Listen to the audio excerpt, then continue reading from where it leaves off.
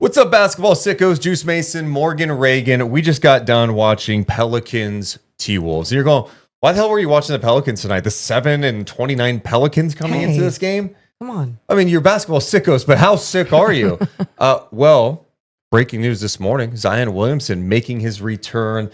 First time he was in action since November 6th. Wow. The Wolves won this game 104-97, but Zion ended up playing 28 minutes in this game. 22 points, 6 rebounds, 4 assists, 3 steals, a block on 9 for 15 shooting. 4 of 9 at the line, did not make a three-pointer. What did you make of his return? What popped out to you in his return? I'm excited to talk about his offense, and let's talk about that in a second. But let's answer your question with his defense, the activity, the disruption. Everything that you knew was possible because he's just a beast out there and can protect a rim. But I thought it was even sometimes his on-ball pressure and the way that he was digging after basketball. The help defense. All of that. The deflections. You know, we obviously don't know his deflections right now and be able to come out with those later. But I just felt like he always had a hand on the ball.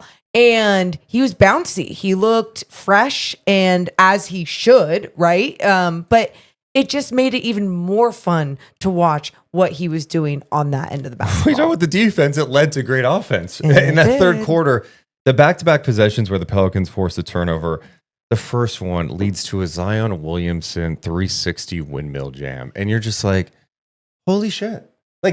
Pretty much. He is one of those players that the NBA needs so bad. Right, because when he is on the floor, it's just special. And tonight you saw that on display. Again, this guy has played now, 7 games this year. Mm-hmm. His first game back after not playing since early November is him looking like the player we've seen in the past, the all-star level player that I think so many people are high on. And I was really impressed with his athleticism still being there, that burst, the physicality.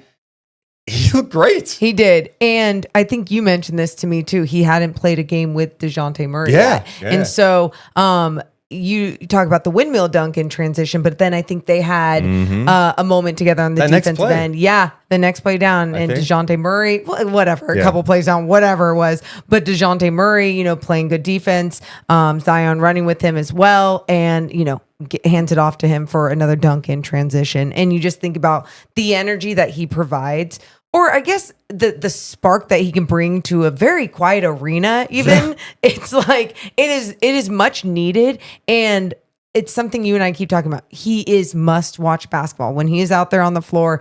It is so fun to watch, but you're also seeing him being in the best shape right now, right? He looked pretty good out there. Looking good. Yeah. I mean, we're always judging what his weight is, what he looks like. Hey, talk about feeling like a woman out there, okay?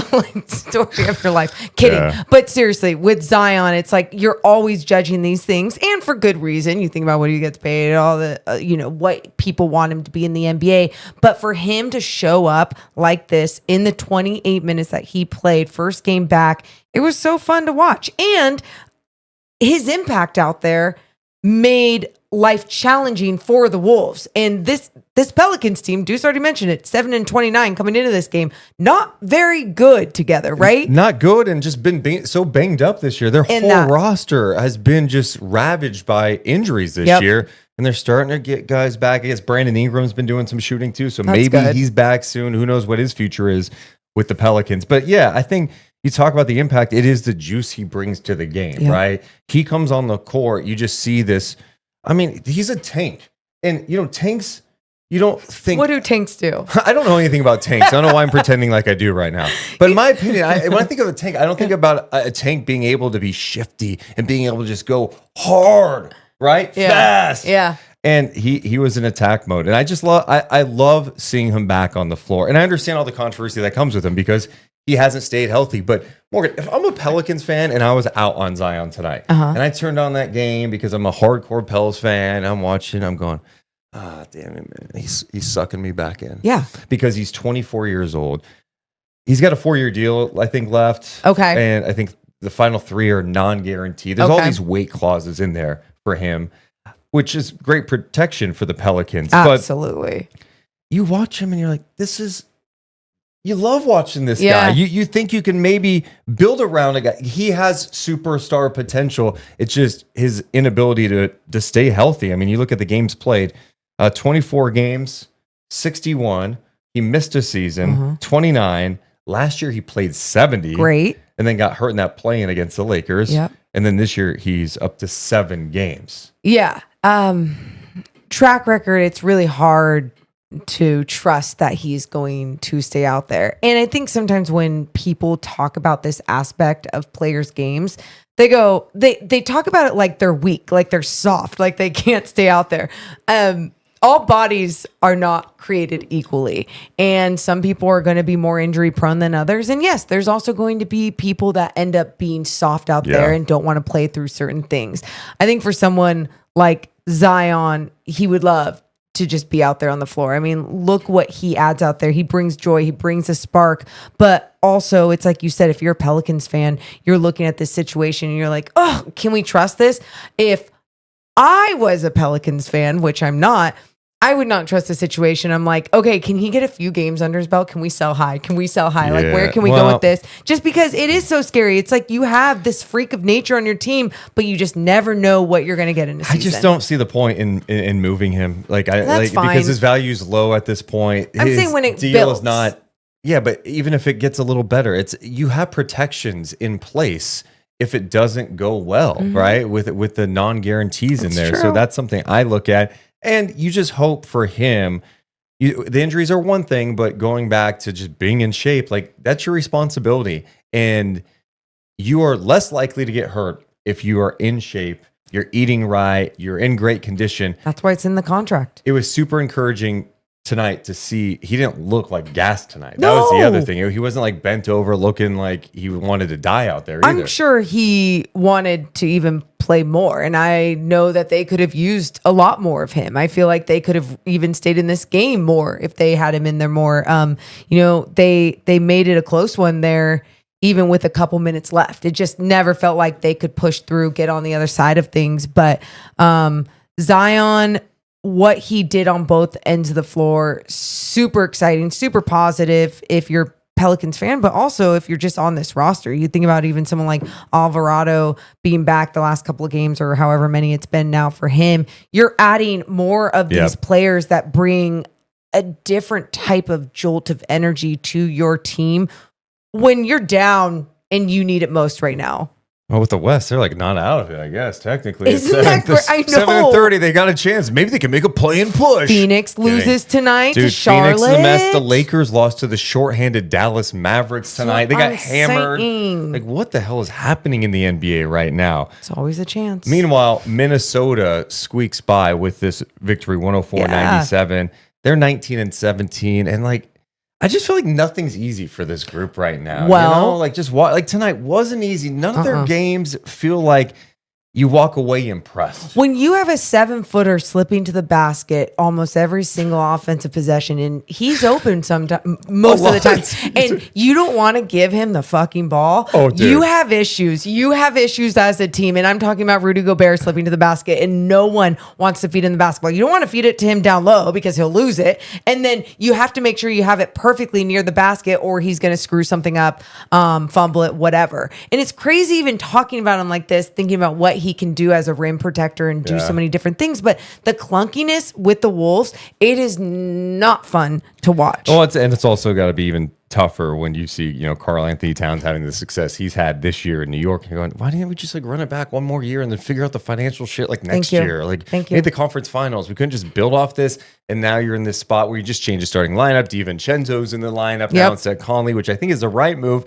because Conley's just looking like, oh, wait, he's older now and he's not nearly as good as he used to be. Still a smart player, all that stuff, can hit some threes, but he's not the same guy. So they just have a lot of problems, and I'm curious to see how they maneuver through the rest of the season if they are active in the trade market. And one more problem, even just to bring up, because you and I talk about this a lot, but McDaniels, and you think about him, tonight he finished with 5 points, but at times we're seeing scoreless nights. We're seeing nights where it's just not a big enough impact on the offensive end, and then you're just doing some on the defensive end.